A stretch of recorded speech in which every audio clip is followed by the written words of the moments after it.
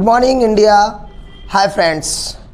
I hope you must be fine at your places, and here I am good at my place. So, my dear friends, it's our first class. So, I would like to welcome you from core of my heart and behalf of my institute. My dear friends, language को बोलने की जो basic points मैं आपके साथ कल discuss कर चुका हूँ, सो उसी के आधार पर आज की क्लास को हम आगे बढ़ाते हैं। दोस्तों, जब किसी लैंग्वेज को बोलने की बात आती है तो उसमें हमेशा टू टाइप्स के सेंटेंसेस बनते हैं। जो पहले टाइप के सेंटेंसेस वो होते हैं एक्शंस से रिलेटेड या एक्शंस पर बेस्ड, और जो सेकेंड टाइप के सेंटेंसेस वो होते हैं नॉन एक्शंस पर बेस्ड। मीन्स जो पूरी इंग्लिश लैंग्वेज है वो दो प्रकार के सेंटेंसेस पर बेस्ड है, एक्शंस और नॉन एक्शंस। एक्शंस के बारे में ऑलरेडी मैं कल आपके साथ डिस्कस कर चुका हूँ और आज भी थोड़ा सा हम अपने एक्शंस के बारे में डिस्कस करेंगे। दोस्तों, इंग्लिश ग्रामर में जिन चीज़ों को हम या जिन क्रियाओं को हम वर्ब्स कहते हैं उसी को स्पोकन इंग्लिश की लैंग्वेज में हम एक्शंस कहते हैं। अब आप कल के वीडियो से ये चीज़ तो जान चुके होंगे कि एक्शंस क्या होते हैं। मैं ऑलरेडी एक्सप्लेन कर चुका था कि जो डे टू डे लाइफ में हमारे फैमिली में हमारे खुद के जो काम होते हैं उन्हीं कामों को हम एक्शंस कहते हैं। सबसे पहला एक्शन हम क्या करते हैं पूरे डे में? सबसे पहला एक्शन आई थिंक जागने का होता। अब इस जागने वाले वर्ड को इंग्लिश में क्या कहते हैं वो मैं आपको बताता हूँ। इंग्लिश में जागने के लिए एक वर्ड यूज़ करते हैं वेक अप। दोस्तों, मैंने आपको कल बताया था कि जैसे ही आपको कोई वर्ड मिलता है आप तुरंत उस वर्ड की सेकंड और थर्ड फॉर्म की प्रैक्टिस कर लीजिएगा। तो यहाँ पर जो जागने के लिए वर्ड यूज़ हुआ है वेक अप। अब यहाँ पर वेक एक दोस्तों इरेगुलर वर्ब है। वर्ब्स दो होती है, रेगुलर वर्ब्स और इरेगुलर वर्ब्स। तो यहाँ पर जो एक्शन वेकअप यूज़ हुआ है वो एक इरेगुलर वर्ब है। रेगुलर वर्ब कौन सी होती हैं? वो वर्ब्स जिनकी सेकंड और थर्ड फॉर्म में हम ईडी लगाकर बनाते हैं वो वर्ब्स रेगुलर वर्ब्स कहलाती हैं। लाइक कल जैसे मैंने एक्सप्लेन किया था, खेलने के लिए हम एक वर्ड यूज़ करते हैं प्ले। अगर मुझे प्ले का सेकंड फॉर्म बनाना है तो बन जाएगा प्लेड और थर्ड फॉर्म प्लेड। लेकिन यहाँ पर मैंने आपको बताया जागने के लिए वेकअप वर्ड यूज़ किया है, तो वेकअप का सेकंड और थर्ड फॉर्म दोस्तों अलग अलग होता है और यही चीज़ इसको इरेगुलर बनाती है। तो जो वेकअप वर्ड है उसकी तीनों फॉर्म्स अलग अलग होती हैं। चलिएगा हम वेकअप वर्ड की तीनों फॉर्म्स को अलग अलग लर्न करते हैं। First form wake up, second form woke up, third form woken up. दोस्तों, जैसे कि कल मैंने एक प्रॉमिस आपसे किया था कि जो भी एक्शंस इरेगुलर होंगे, मीन्स जिनकी फर्स्ट फॉर्म, सेकंड फॉर्म या थर्ड फॉर्म अलग अलग होंगी, उन सभी एक्शंस की फर्स्ट फॉर्म, सेकंड फॉर्म और थर्ड फॉर्म की प्रैक्टिस कराना और उसकी नॉलेज देना, ये मेरा काम है। दोस्तों, मैं इस प्रॉमिस को आज कंप्लीट करता हूँ। जैसे कि मैंने अभी आपको बताया वेक का first form, second form, third form, तो यहाँ पर मैं अपने प्रॉमिस को कंप्लीट करता हूँ। और जितने भी प्रॉमिसेस आपके साथ फर्स्ट वीडियो में मैं कर चुका हूँ उन सभी प्रॉमिसेस को कंप्लीट करने की पूरी कोशिश करूँगा। सो दोस्तों, इसके अलावा हम जब जाग जाते हैं उसके अलावा हम नेक्स्ट एक्शन क्या करते हैं? आई थिंक सभी लोगों का एक कॉमन एक्शन है ब्रश करना, मीन्स दांत साफ करना। अब दोस्तों, ब्रश करना एक एक्शन है। दांत साफ करने के लिए एक पूरा जो वर्ड है वो है ब्रश द टीथ। तो दोस्तों ब्रश एक रेगुलर वर्ब है जिसका second form brush, brushed, brushed. तो ये जो एक रेगुलर वर्ब है जिसका first form, second form, third form brush, brushed, brushed है।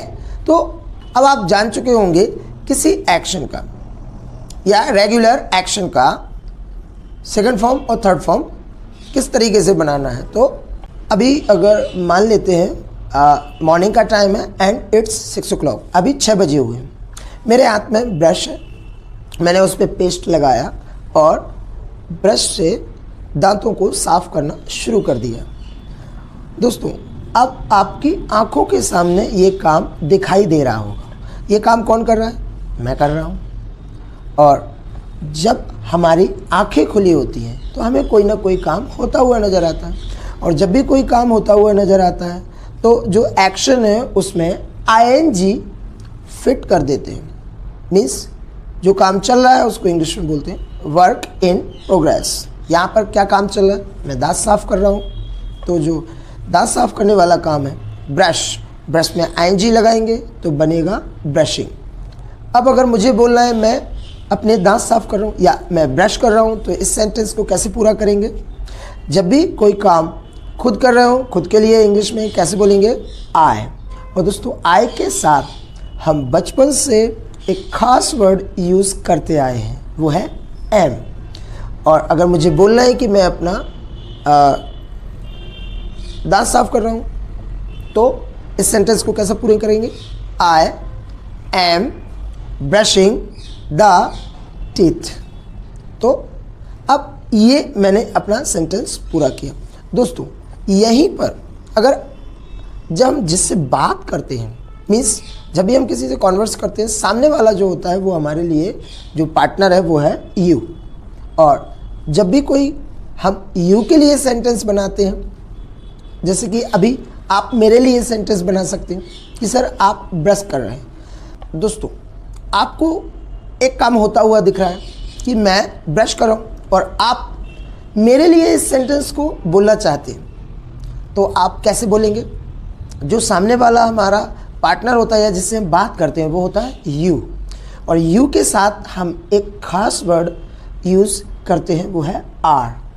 तो इस सेंटेंस को कैसे पूरा करेंगे? यू आर, और जो काम चल रहा है उसमें आईएनजी के साथ उस सेंटेंस को बोल देंगे। यहाँ पर मैं दांत साफ कर रहा हूँ, तो आप इस सेंटेंस को पूरा बोल दीजिएगा, you are brushing the teeth.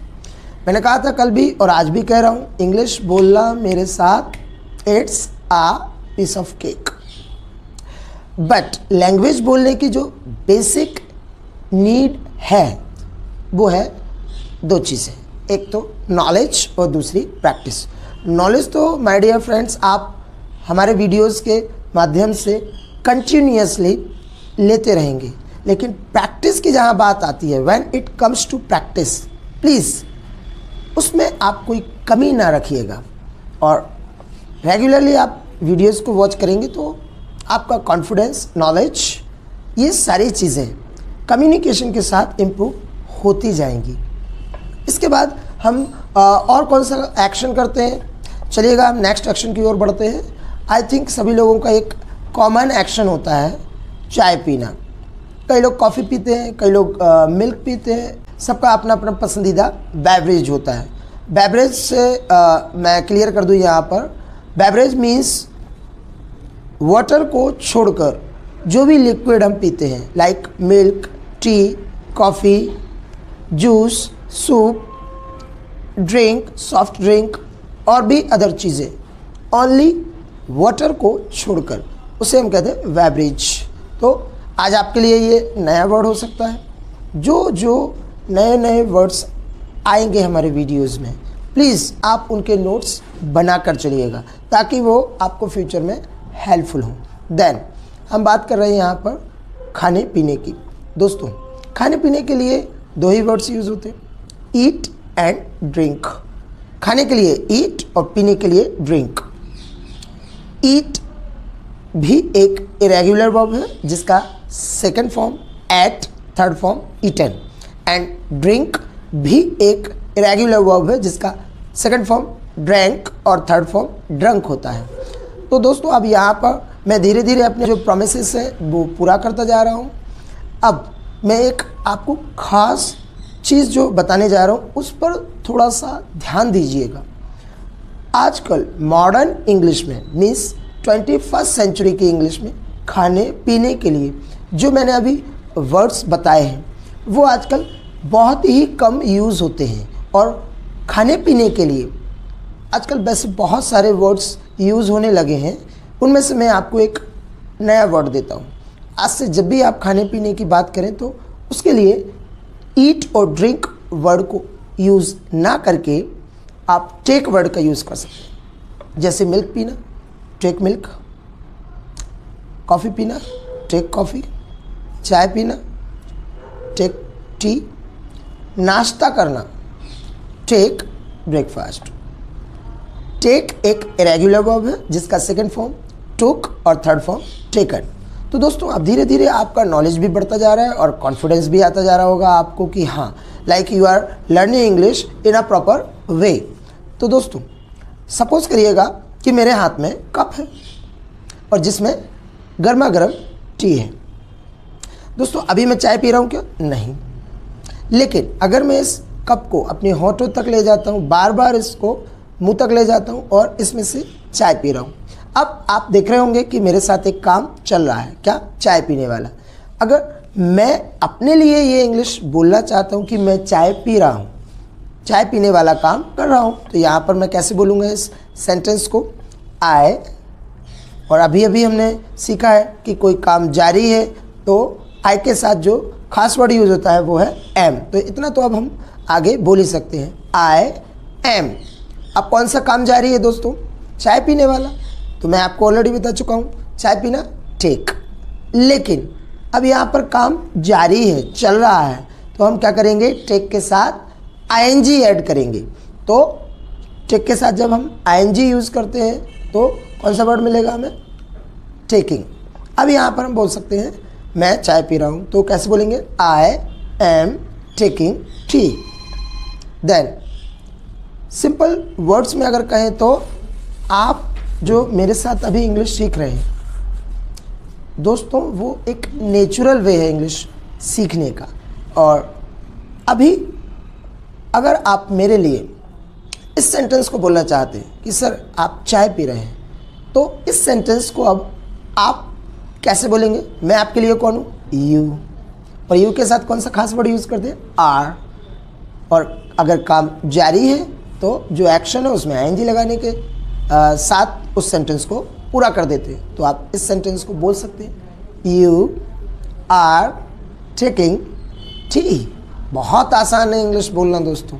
चलिएगा हम नेक्स्ट एक्शन की ओर बढ़ते हैं। दोस्तों डे टू डे लाइफ में आपने देखा होगा जो हाउसवाइफ्स हैं उनके साथ कुछ किचन के काम बहुत कॉमन होते हैं। चलिए थोड़ा सा किचन में खाना बनाने से रिलेटेड कुछ वर्ड्स लर्न करते हैं, और बहुत ही एक्साइटिंग और इंटरेस्टिंग वर्ड्स हैं।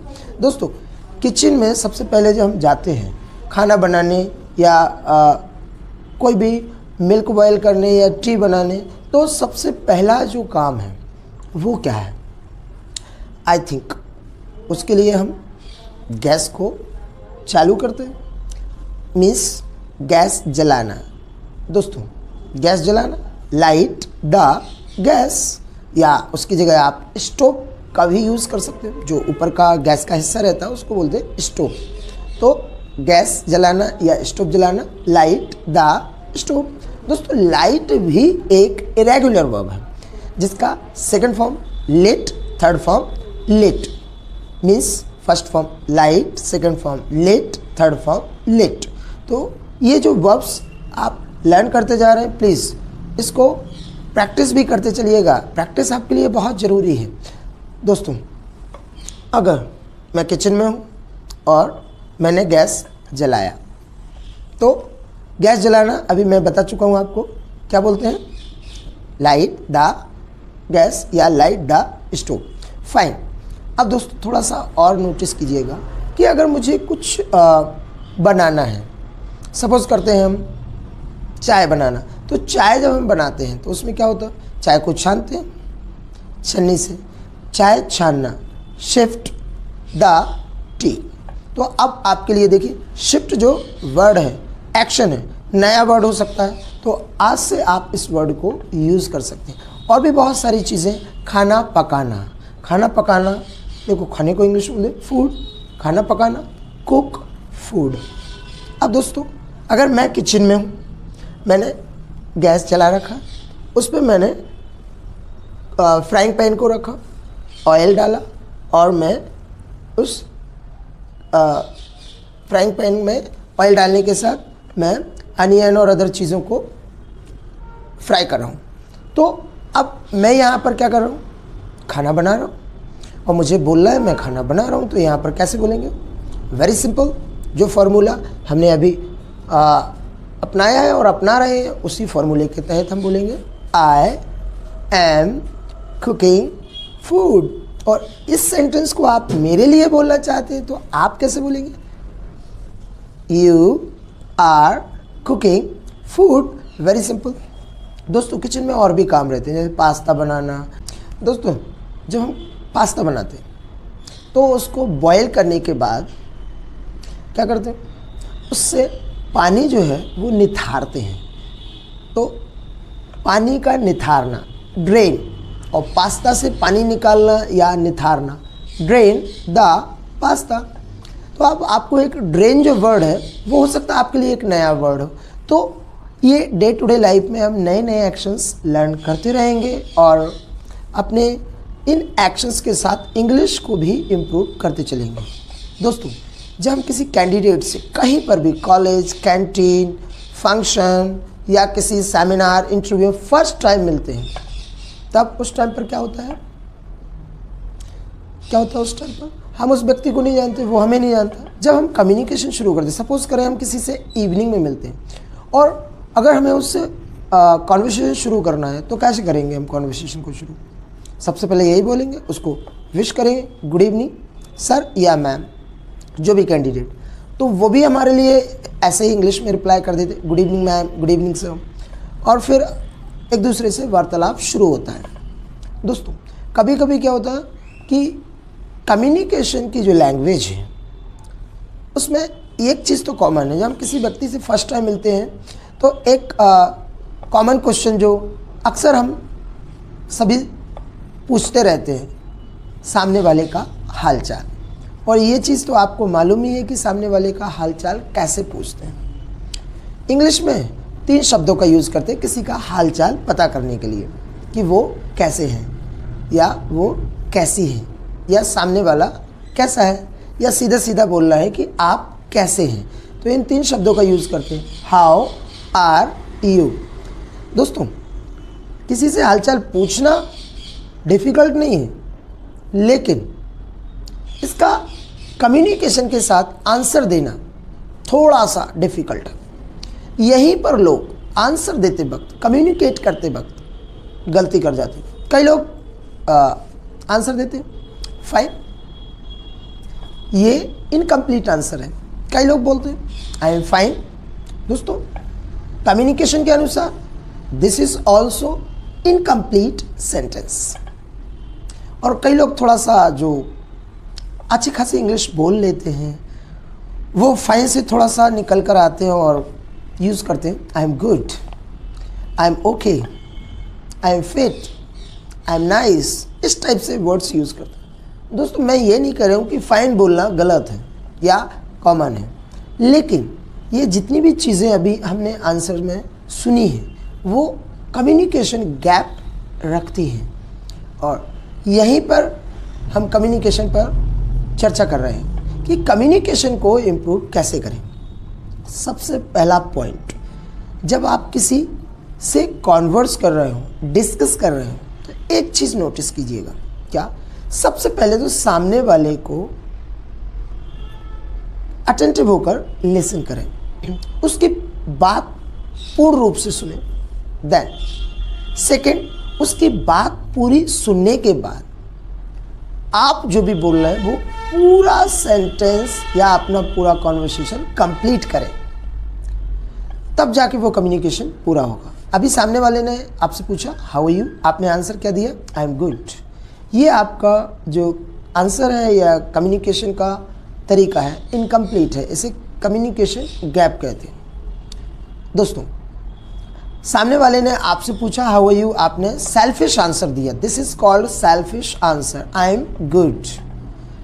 आज से आपको जो मैं एक नया तरीका कम्युनिकेशन का बता रहा हूँ कि किस तरीके से हम अपने हालचाल और अपने इस कम्युनिकेशन के कॉन्वर्सेशन को कंप्लीट करें, तो प्लीज़ उसको थोड़ा सा फॉलो कीजिएगा।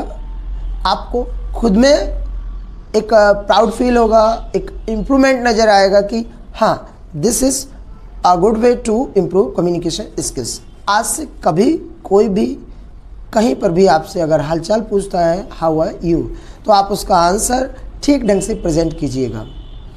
कैसे आंसर देना है थोड़ा सा मेरे साथ प्रैक्टिस करते हैं। आई एम गुड, थैंक यू, उसको धन्यवाद भी देना है और उसको धन्यवाद देने के बाद उससे भी पूछना है आप कैसे हैं। तो किस तरीके से पूछेंगे, पहले इस सेंटेंस को कंप्लीट करते हैं। आई am good, thank you, and you. And you means अब आपने उससे पूछा है कि आप सुनाइए आप कैसे हैं, या आप बताइए आप कैसे हैं। अब जब आप इस तरीके से कम्युनिकेट करेंगे तो आपका कम्युनिकेशन का काम पूरा हो गया। अब सामने वाले को बोलना है और बताना है कि वो कैसा है। जब सामने वाला अगर आप ही की तरह अच्छा है, मतलब कि आपने बताया आई एम गुड, और वो भी अगर आप ही की तरह बोलना चाहते हैं कि मैं भी अच्छा हूँ, तो किस तरीके से बोलेंगे, I am good too, TOO, आप लास्ट में ऐड करके सेंटेंस में सेंटेंस को पूरा कर सकते हैं। लेकिन आप अगर चाहें तो थोड़ा सा एक डिफरेंट आंसर भी दे सकते हैं, इसको इस तरीके से भी बोल सकते हैं, आई एम ऑल्सो गुड। तो इस तरीके से आप अपने कम्युनिकेशन को बहुत बेहतर वे में इम्प्रूव कर सकते हैं। दोस्तों, चलिए हम बात करते हैं और एक्शंस की।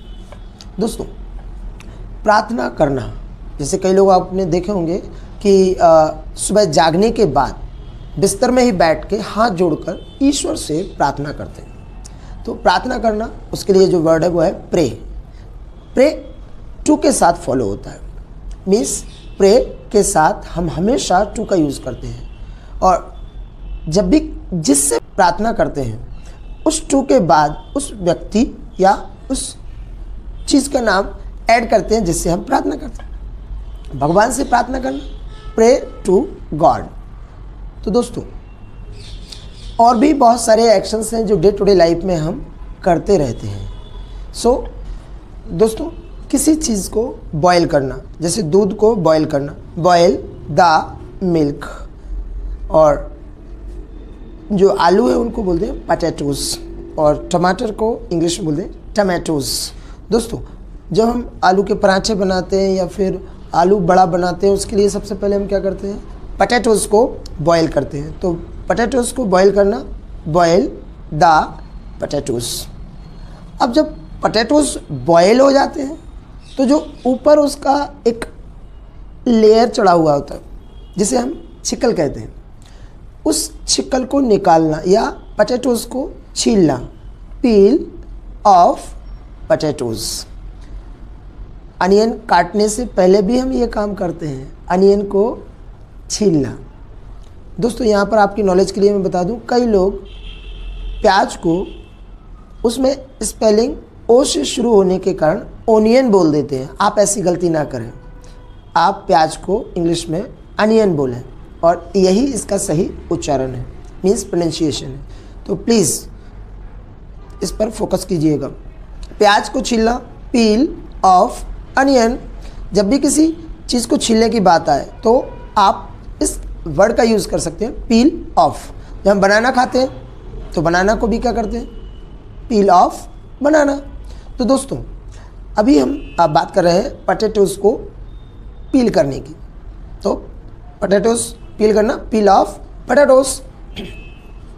इसके बाद जब हम पोटैटोज़ को पील कर लेते हैं, फिर उसको क्या करते हैं, हाथों से मैश करते हैं, मीन्स उसको दबाकर क्या कर देते हैं, मैश कर देते हैं। तो पोटैटोस को मैश करना, मैश द पोटैटोस।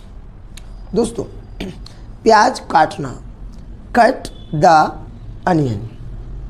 लेकिन प्याज को बारीक काटना, बहुत छोटे छोटे हिस्सों में, प्याज को बारीक काटना, चॉप द अनियन। देखिए कट और चॉप में थोड़ा सा डिफरेंस है। कट मीन्स किसी भी शेप में आप काट दें, चॉप मीन्स बहुत छोटे छोटे हिस्से। तो प्याज के छोटे छोटे हिस्से करना, चॉप द अनियन। क्लियर? अब बहुत सारे वर्ड्स आपको मिल चुके होंगे दोस्तों। थोड़ा सा हम किचन से बाहर आते हैं और अपने कुछ नए एक्शंस की ओर चलते हैं। दोस्तों डे टाइम में जैसे बहुत सारे बच्चे जो रहते हैं ख़ास तौर से क्रिकेट खेलते हैं, चेस खेलते हैं और तमाम प्रकार के गेम्स खेलते रहते हैं। दोस्तों किसी भी गेम को खेलना, प्ले, और प्ले के बाद जो भी गेम खेलना उस गेम का नाम यूज़ करना। जैसे क्रिकेट खेलना, प्ले क्रिकेट, चेस खेलना, प्ले चेस। दोस्तों अभी मैं यहाँ पर बैठ करके क्या ये बोल सकता हूँ मैं क्रिकेट खेल रहा हूँ? नो। क्यों? अभी यहाँ पर मैं क्या कर रहा हूँ? पढ़ा रहा हूँ, टीचिंग कर रहा हूँ, तो अभी ये तो नहीं बोल सकते। लेकिन थोड़ा सा इमेज कीजिए आप, संडे का डे हो और मेरे फ्रेंड्स आसपास हैं, तो मैं ग्राउंड में हूँ, मैंने क्रिकेट का किट पहन रखा, मेरे हाथ में बैट है, सामने से कोई बॉलर बॉलिंग कर रहा है और मैं बैट से बॉल को हिट कर रहा हूँ। तो उस टाइम पर तो मैं अपने लिए ये बोल सकता हूँ, आई एम प्लेइंग क्रिकेट। मैं इसी चीज़ की बात करूँ कि आप जब जिस टाइम पर काम कर रहे हो उस काम को नोटिस कीजिए कि आप क्या कर रहे हैं, आपके पास कौन सी ऐसी चीज़ है जिसके साथ आप वर्क कर रहे हैं, आसपास क्या हो रहा है। आप एक्शंस को नोटिस कीजिएगा और जब आप थोड़ा सा नोटिस करना शुरू कर देंगे तो आपके सेल्फ ऑब्जर्वेशन से भी बहुत सारे एक्शंस निकल कर आएंगे। और अगर मैं क्रिकेट खेल रहा हूँ दोस्तों, तो आप मेरे लिए जो सेंटेंस अगर मैं कहूँ बनाना चाहेंगे तो आप क्या बनाएंगे कि मैं क्या कर रहा हूँ? मैं क्रिकेट खेल रहा हूँ। तो आप मेरे लिए कैसे बोलेंगे? इस सेंटेंस को कैसे पूरा करेंगे? You are playing cricket, that's it. तो इसी बात की मैं चर्चा कर रहा हूँ कि थोड़ा सा अपने सेल्फ ऑब्जर्वेशन से अटेंटिव होकर ये देखिएगा कि आपके आसपास क्या हो रहा है। और जब ऐसा आप ऑब्जर्वेशन करना शुरू कर देंगे, बहुत सारे एक्शंस मिलना आपको शुरू हो जाएंगे और फिर उसकी प्रैक्टिस कीजिएगा आप। और जितना अच्छा प्रैक्टिस करेंगे उतना आप अपने आप को इम्प्रूव करते जाएंगे। दोस्तों ये सारी चीज़ें मैंने आपको प्रैक्टिस के लिए बता दी हैं। अब फॉलो करना ना करना, उसकी प्रैक्टिस करना नहीं करना, वो आपके हाथ में है।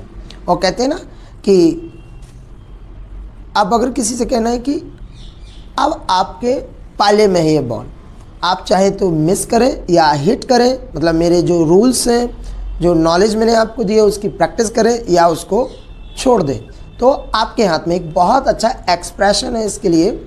The ball is in your court, means जो बॉल है वो अब आपके पाले में है, आप उसको मिस करें या हिट करें। मैंने जो रूल्स रेगुलेशंस बताए हैं थोड़ा सा उन पर आप प्रैक्टिस कीजिएगा, आप एक इफ़ेक्टिव स्पीकर बन जाएंगे। और अगर आप एक बहुत अच्छा कम्युनिकेटर बनना चाहते हैं तो मेरे क्लासेस को रेगुलरली वॉच कीजिएगा अटेंटिव होकर। सो माय डियर फ्रेंड्स, आज का मेरा क्लास यहीं पर पूरा होता है और क्लास के एंड में आपको एक्सरसाइज दिया होगा। उस एक्सरसाइज को I hope you will complete sincerely. और उस एक्सरसाइज में आपको होमवर्क किस तरीके से करना है मैं थोड़ा सा आपको एक्सप्लेन कर देता हूं, ताकि आपको एक्सरसाइज कंप्लीट करने में ज़्यादा मशक्क़त ना करनी पड़े। दोस्तों जैसे कि मैंने अभी बताया पूरी क्लास में कि हम अभी कुछ दिनों के लिए एक्शंस पर काम करेंगे। तो उस एक्सरसाइज में आपको 2 सेंटेंसेस दिए होंगे, जिसमें पहला सेंटेंस होगा I am action plus ING और सेकंड जो सेंटेंस होगा वो होगा you are action plus ING। और नीचे कुछ एक्शंस दिए होंगे। कुछ एक्शंस जो मैंने क्लास में अभी यूज़ किए हैं वो होंगे, और हो सकता है कुछ नए एक्शंस हो। घबराने की ज़रूरत नहीं है, उनकी सेकंड और थर्ड फॉर्म बना करके आप जितने भी एक्शंस उस एक्सरसाइज में आपको मिले तो आपको एक काम करना है। पहले सेंटेंस के लिए आपको सारे एक्शंस यूज़ करना है। जब सारे एक्शंस आप पहले सेंटेंस के लिए यूज़ करेंगे उसके बाद ही आपको सेकंड सेंटेंस के लिए सारे एक्शंस यूज़ करना है। सपोज़ कीजिए मैंने आपको 5 एक्शंस एक्सरसाइज में दिए, तो जब आप होमवर्क करेंगे तो उसमें कितने सेंटेंसेस बनेंगे? टोटल 10। 5 पहले सेंटेंसेस के लिए और 5 सेकंड सेंटेंस के लिए। तो इतना आप ध्यान रखिएगा। और एक्सरसाइज में एक खास बात जो है आज की क्लास की, वो है काम का जारी होना। वर्क इन प्रोग्रेस मीन्स जो एक्शन यूज़ हुआ है उस एक्शन में आईएनजी का यूज़ करना सीखा है हमने आज की क्लास में। तो इस पर आप थोड़ा सा ध्यान दीजिएगा, क्योंकि जब एक्शन आप यूज़ करेंगे आईएनजी के साथ तो कभी कभी क्या होगा कि हम एक्सरसाइज लिखते वक्त भूल जाते हैं। इस चीज़ का आप ध्यान रखिएगा। Remember this point.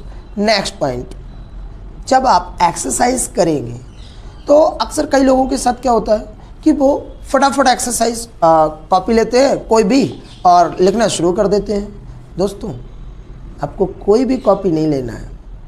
अगर आप सिंसियर वे में एक इफ़ेक्टिव स्पीकर बनना चाहते हैं तो उसके लिए आप एक फेयर नोटबुक पर ही अपना होमवर्क पूरा करें। देन जब आप फेयर नोटबुक बनाते हैं तो आपको एक अलग सी फीलिंग आती है एक फेयर वर्क करने की। तो प्लीज़ रफ पर काम ना करें, इसके लिए फेयर नोटबुक बनाइए। देन जब आप होमवर्क करने बैठेंगे या कंप्लीट करेंगे तो एक जो खास बात है होमवर्क करने की वो और आप लर्न कीजिए। होमवर्क करते वक्त लोग अक्सर एक मिस्टेक कर देते हैं, लिखते जाते हैं और बोलते नहीं हैं।